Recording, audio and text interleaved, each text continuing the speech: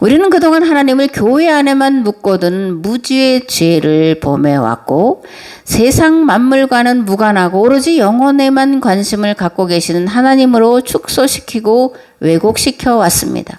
어떻게 하면 이 땅에 하나님 나라를 실현할 수 있을까라는 생각보다 죽은 다음에 가는 저 세상에 중심을 두는 신앙생활을 해왔다라고 해도 틀리지 않습니다. 그러다 보니까 어떤 현상이 벌어졌냐? 이 세상 문제를 인간의 노력과 과학기술로 해결해 보겠다고 하는 과학 만능주의와 공산주의가 등장하게 된 거예요. 이 공산주의는 사실 낭만주의의 산물이다라고 이제 볼 수가 있습니다. 그래서 아까 에리 프롬이 낭만주의적인 공산주의자다 이렇게 이제 말씀을 드렸는데, 왜냐하면 인간의 이성을 낙관적으로 보고 그리고 이 과학 문명을 아주 낙관적으로 봤기 때문에 그 안에서 인간이 하나님 없이도 이 땅을 유토피아로 만들 수 있다라고 만들어낸 그 철학이 공산주의라는 거예요. 그런데 어떻게 됐냐? 세계는 제1, 2차 전쟁으로 인해서 쑥대밭이 됐죠. 수천만 명의 사람들이 비참하게 죽었고 수많은 상위 군인과 고아와 과부를 만들어냈고, 공산권에 속한 국가들은 소련이 붕괴하기 전인 1991년까지 70년 동안 공산당의 압제와 억압과 무엇보다 가난에 시달려야만 했습니다.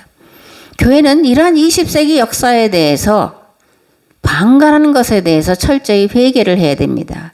세상의 고통과 신음소리에 무관심하고 방조했던 죄를 회개해야 돼요. 교회가 새 계약 공동체라는 정체성과 존재 목적을 상실하고 세상 구원에 무관심했던 죄를 회개해야 합니다. 또한 전 세계가 지구온난화로 인해 기후변화를 겪고 있는 현상에 대해서도 회개를 해야 돼요. 빈부격차가 심화되고 마약, 깡패, 동성애 문제가 심각한 사회 문제로 대두된 것에 대해서 철저하게 회개를 해야 합니다. 그리고 나서 하나님 앞에 나아가서 이 세상을 구원할 길과 방법을 찾게 해달라고 기도를 해야 됩니다. 그러면 긍휼과 자비에 풍성하신 하나님께서 반드시 살 길을 열어주실 줄을 믿습니다. 아멘. 다니엘서 11장 1절에서 14절 말씀입니다.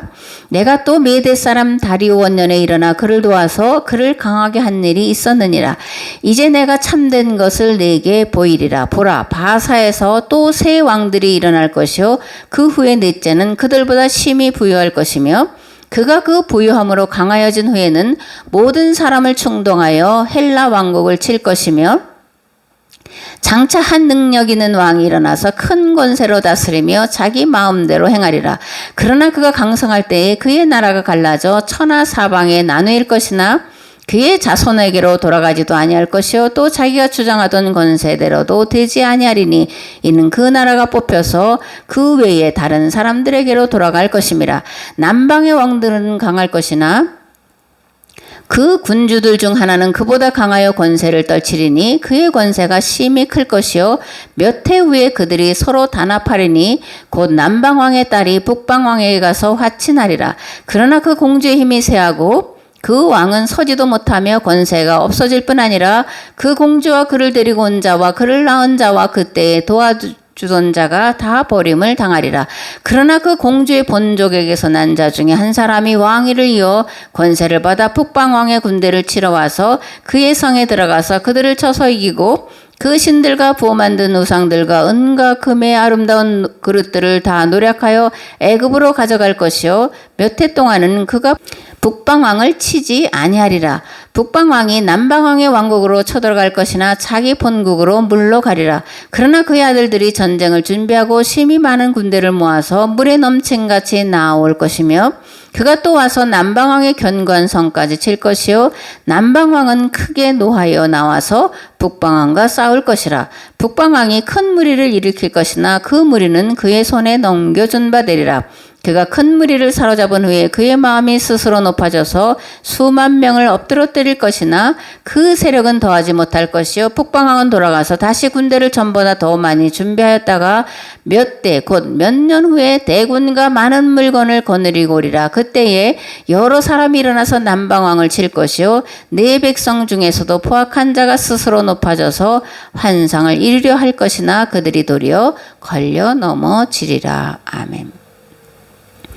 다니엘서 11장은 앞으로 일어날 일들에 대해서 예언하는 걸까 아니면 지금 일어나고 있는 사실을 묵시문학적인 방법으로 기록하고 있는 것일까? 이것을 우리가 생각을 해봐야 되는데 요거는 헬라 제국과 헬라 제국의 분열 그리고 로마 제국의 등장을 좀 세계사를 통해서 보면 쉽게 이해가 될 수 있는 이야기고 이것은 실제 일어났던 상황을 묵시문학적인 표현 방식으로 기록을 하고 있다는 것을 우리가 알아야 됩니다.